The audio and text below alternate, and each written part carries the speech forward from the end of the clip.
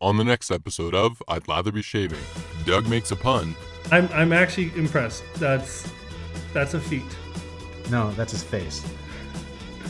And Matt loses his Oh my God. No, shut the up. Shut the up. Are you kidding me? There's no way you would do this in a real barbershop. Who the signed up for this? Join us next Friday for a brand new episode.